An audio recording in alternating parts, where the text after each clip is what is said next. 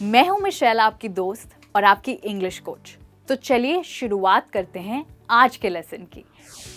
तो आज हम बात करने वाले हैं दामों की, यानी कि प्राइसेस की। तो अगर आप किसी चीज़ का दाम आपको बहुत कम लगता है, ठीक ठाक लगता है या बहुत ज़्यादा लग रहा है, तो आप उसके बारे में इंग्लिश में कैसे बताएंगे? सबसे पहले उन चीज़ों के साथ जो आपको काफ़ी सस्ती मिल रही हैं। तो अगर आप कुछ खरीदने गए हैं और कोई चीज़ आपको बहुत सस्ती मिल जाए, तो उस स्थिति में आप क्या कहेंगे? उसके लिए आपका पहला फ्रेज है इट वॉज क्वाइट चीप। यह काफ़ी सस्ता था। दोस्तों, यहाँ पर क्वाइट का मतलब है काफ़ी। तो अगर आपको कपड़े सस्ते प्राइस पर मिल जाएं, तो आप कुछ ऐसे कह सकते हैं, these clothes were quite cheap. यह कपड़े काफ़ी सस्ते थे। दोस्तों, दूसरा तरीका है it did not cost that much, यानी ये इतना भी महंगा नहीं था। यहाँ पर आप डिड नॉट को जोड़कर डिडंट बना सकते हैं। दोस्तों, यहाँ पर मैंने कहा है it didn't cost that much. तो यहाँ पर दैट का मतलब है कि जितना आपने सोचा था कोई चीज़ उतनी महंगी नहीं थी।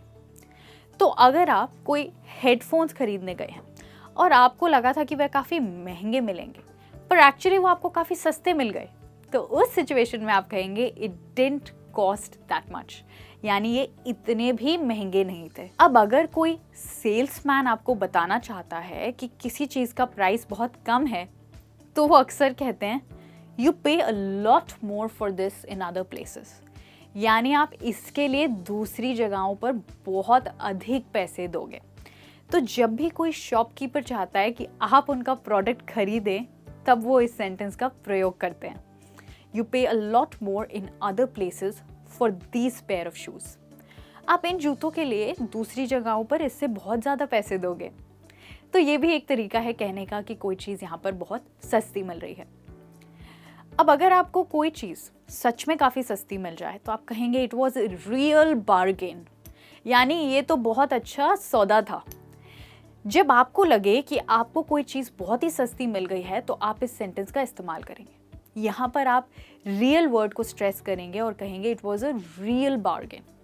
अब सोचिए कि अगर आपको कोई 2000 की शर्ट सिर्फ 1000 रुपये में मिल जाए, आधे प्राइस में, तो इस सिचुएशन में आप कह सकते हैं इट्स अ रियल बार्गेन। अब दोस्तों, क्योंकि हम बात कर रहे हैं किसी चीज़ के आधे दाम पर मिलने की, तो यहाँ पर एक और फ्रेज आ सकता है, वो है I got it at half the price. मुझे तो यह आधी कीमत पर मिल गया। यहाँ पर भी आप ये कह रहे हैं कि कोई चीज़ आपको बहुत सस्ती मिल गई है।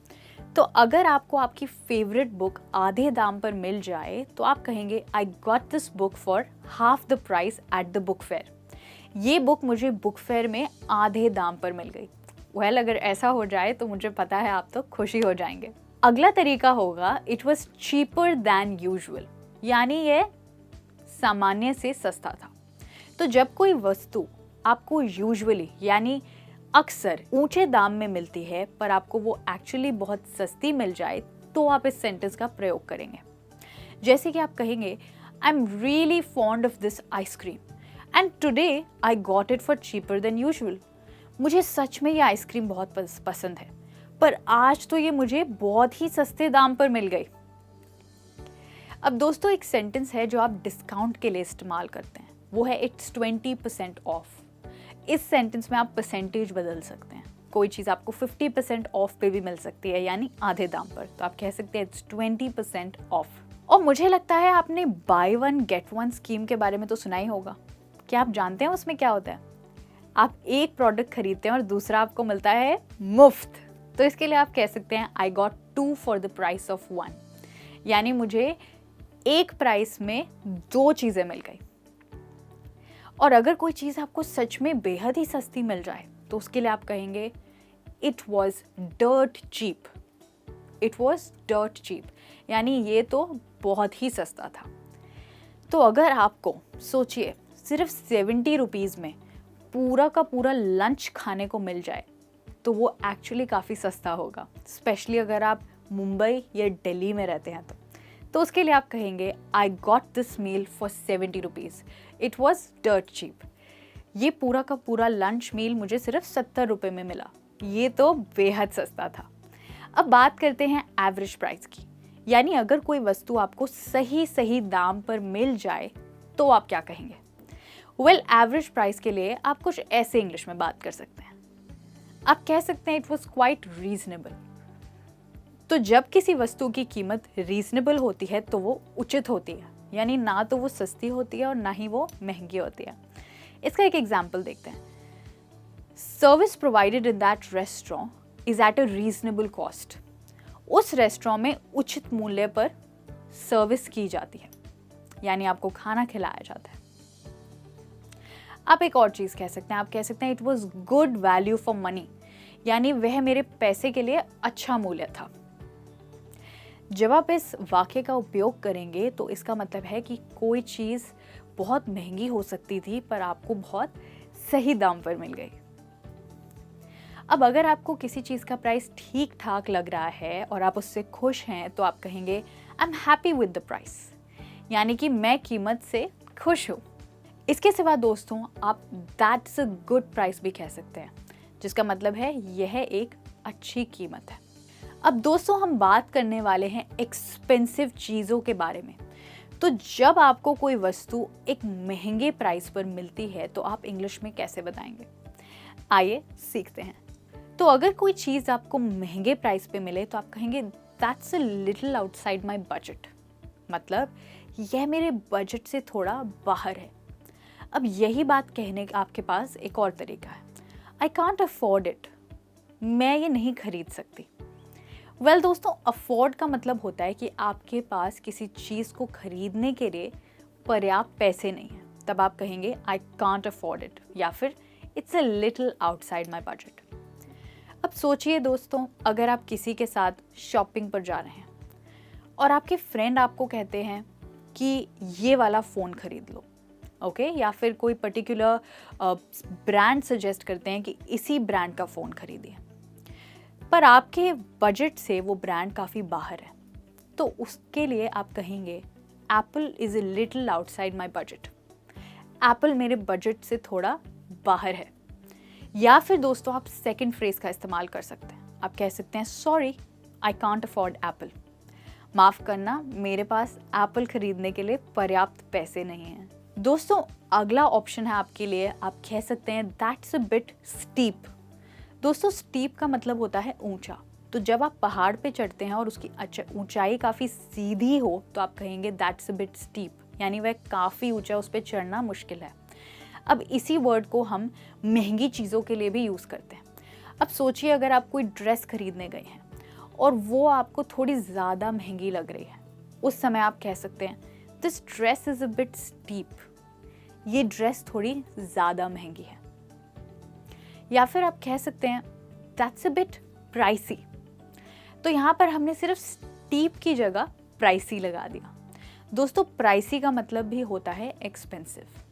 इस वाक्य का प्रयोग भी आप उन वस्तुओं के बारे में बात करने के लिए करेंगे जो थोड़ी अधिक महंगी हो, ओके।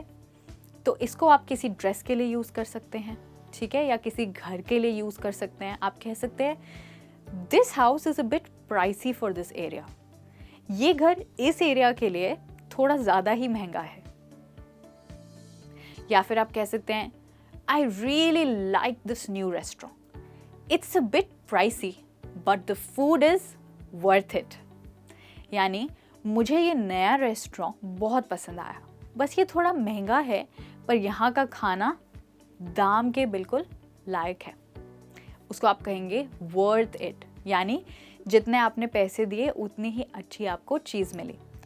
अब दोस्तों एक इडियम होती है जिसका आप इस्तेमाल कर सकते हैं जब आपको बताना है कि कोई वस्तु बेहद एक्सपेंसिव है।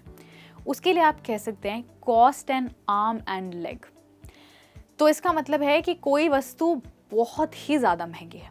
तो ये एक मुहावरा है बताने के लिए कि कोई चीज़ आपको बहुत ही ज़्यादा प्राइस पे मिल रही है। आइए एक एग्जाम्पल देखते हैं। My new Mercedes car has cost me N arm and leg. मेरी नई मर्सिडीज गाड़ी की कीमत बहुत ज़्यादा है। या फिर आप इसके सिवा और वर्ड्स भी यूज़ कर सकते हैं। आप कह सकते हैं it must have cost you a Fortune. ये भी एक इडियम है। ये भी किसी वस्तु की बड़ी कीमत बताने के लिए इस्तेमाल होता है, जैसे कि wow that house looks expensive, it must have cost you a Fortune. अरे ये घर काफ़ी महंगा लग रहा है, आपने इसकी बड़ी कीमत दी होगी। और दोस्तों, किसी चीज़ के महंगे प्राइस को बताने के लिए एक इंग्लिश वर्ड भी है और वो है एक्सॉर्बिटेंट। एक्सपेंसिव से भी ज़्यादा बड़ा है ये वर्ड एक्सॉर्बिटेंट। ये किसी वस्तु के अनुचित दाम बताने के लिए इस्तेमाल होता है। तो आप कहेंगे the bill for the dinner was exorbitant. Dinner के लिए बिल अनुचित रूप से महंगा था। तो दोस्तों, अब हम पहुंच गए हैं हमारे लेसन के एंड में। थैंक यू सो मच मेरे साथ जुड़े रहने के लिए। मैं फिर से वापस आऊंगी और इंटरेस्टिंग और यूजफुल इंग्लिश लेसन्स के साथ। Till then, take care and see you soon. Bye bye.